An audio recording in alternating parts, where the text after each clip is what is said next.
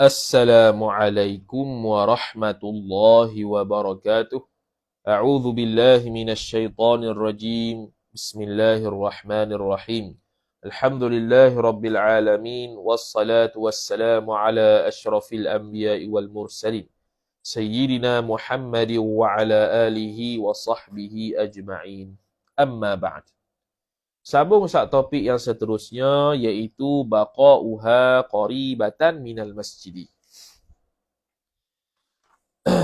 Kekalnya seorang perempuan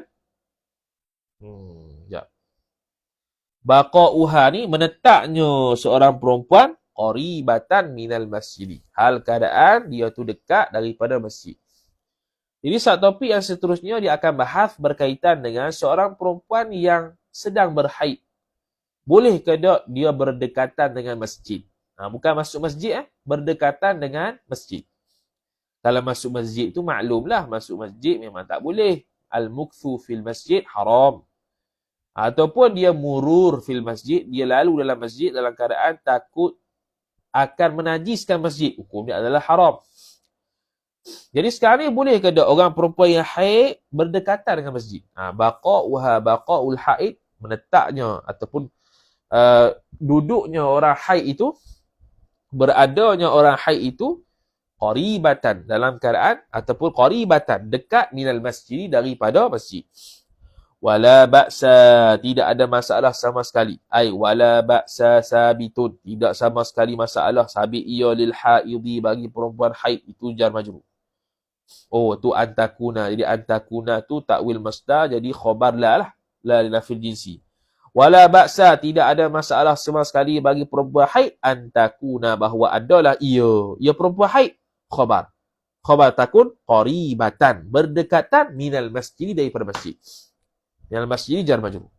Jadi ini isu berkaitan dengan seorang perempuan haid berdekatan dengan masjid. Bukan dalam masjid. Dalam masjid selesai dah. Boleh tak dia dekat dengan masjid? Tu. Maka kata dia tak ada masalah perempuan haid itu berdekatan dengan masjid. Asal jangan masuk je. Li'annal haidha, karena bahawasanya perempuan haid itu tahiratun, suci ya. Perempuan haid itu sendiri suci. Yang tak suci darah tu najis. Faham? Tubuh badan orang perempuan tu suci. Sebab tu kalau dia sentuh alat apa-apa tak jadi najis. Kecuali puak-puak yang melampau sebelum Islam tu, dia kata kalau apa-apa yang disentuh oleh perempuan haid najis belaka. Tu tak betul lah. Jadi mari Islam untuk memberitahu kata perempuan haid tidak najis, dia tu suci. Maka dia boleh berdekatan dengan masjid. Yang najis tu haid tu sendiri, bukan perempuan tu. Walaisat binajisatin, dan tidaklah ia perempuan haid najis. Tu ba zaidah.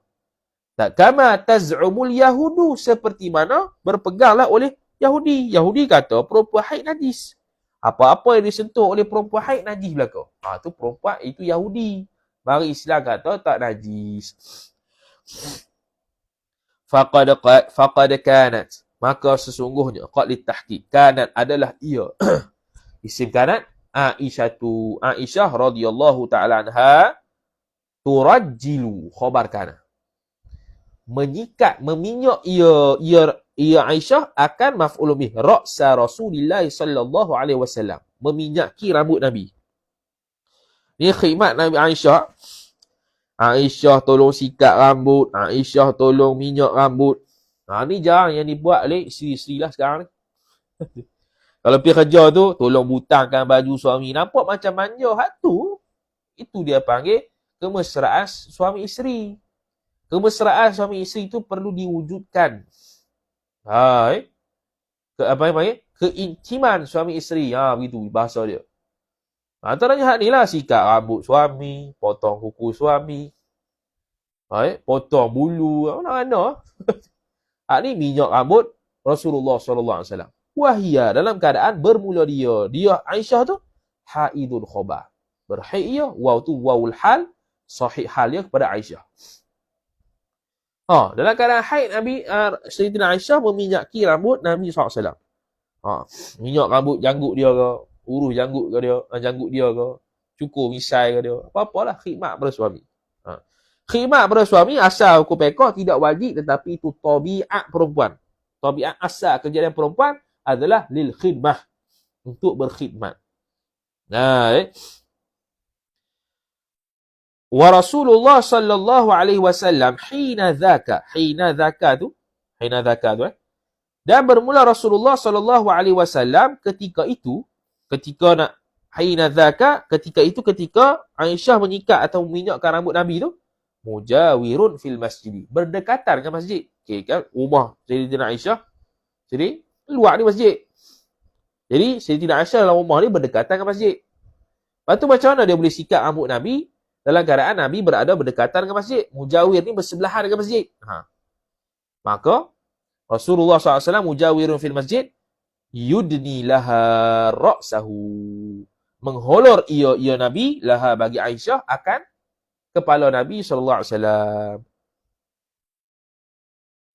Betul lah, mengholor. Wahiyah hal keadaan bermula dia di Aisyah fi aisabitatun, sabit ia fi hujratiha, dalam biliknya, bilik Aisyah. Okey, dia rumah. Ni Nabi SAW dekat masjid berada di bersebelahan dengan masjid, mujawir. Berdekatan dengan masjid. Masjid lah. Lepas tu macam mana Aisyah sikat, dia holor kepala. Dalam keadaan Aisyah ada di dalam bilik, dalam rumah. Jadi Aisyah berada dia berdekatan dengan masjid. Qaribatan fi masjid. Tapi bukan dalam masjid. Bila holor kepala, kat tingkap tu, kat bilik tu, kat tingkap bilik tu, dia pun sikat minyak rambut Nabi SAW. Bertahap tu. Faturajjiluhu, maka meminyakkan ia Aisyah akan dia. Rasa macam minyak ke? Faturajjiluhu, betul lah. Faturajjiluhu, meminyaki rambut Nabi SAW, ataupun kita kata menyikat rambut Nabi SAW. Nanti kita tengok balik turajjiluhu. Boleh tengok kamus, turajjiluhu tu meminyaki rambut ke menyikat rambut? Rasa meminyaki rambut. Bila minyak rambut, sikat sekali lah. Wahiyah hal keadaan bermula dia di Aisyah itu khabar haidun, haid. Habis. Boleh. Wa hujratuha wa hujratul Aisyah, dan bermula biliknya, bilik Aisyah tu khabar kanat, adalah ia bilik tu khabar kanat mulasiqatan lil masjid, berdempetan dengan masjid. Berdempet mana dekat. Wa annahu, dan bahwasanya la ba'sa, nak baca wa innahu boleh. Wa innahu, dan sesungguhnya sya'an, la ba'sa, tidak ada masalah, bi idkhali ba'dil jasadi fihi, ay fil masjid, dengan memasukkan sebahagian jasad, sebahagian badan ke dalam masjid. Yang haramnya masuk seluruh tubuh. Kalau sebahagian, tak ada masalah. Kalau lah yudni tadi tu, boleh kita kata merendahkan kepala Nabi. Mana Nabi duduk di tepi tingkap tu, maka Nabi SAW pun merendahkan kepala dia, kemudian Aisyah pun hulur tangan. Jadi sebahagian jasad berada di dalam masjid. Boleh ke tak? Boleh. Yang tak bolehnya adalah seluruhnya. Al-mukthu fil masjid. Habis. Wallahu a'lam. Setakat tu dululah. Jadi kita sudah muka surat 80. Alhamdulillah. Lebih kurang separuh dah.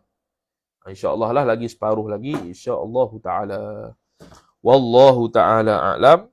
A'udhu billahi minasyaitanir rajim. Bismillahirrahmanirrahim. Alhamdulillah Rabbil alamin. Wassalatu wassalamu ala asyrafil anbiya'i wal mursalin. Sayyidina Muhammadin wa ala alihi wa sahbihi ajma'in. Allahumma zidna ilma warzuqna fahma. Allahumma zidna ilma warzuqna fahma. Allahumma zidna ilma warzuqna fahma. Wa sallallahu ala sayyidina Muhammad wa ala alihi wa sahbihi wa baraka wa sallam. Walhamdulillahi rabbil alamin. Wassalamu alaikum warahmatullahi wabarakatuh.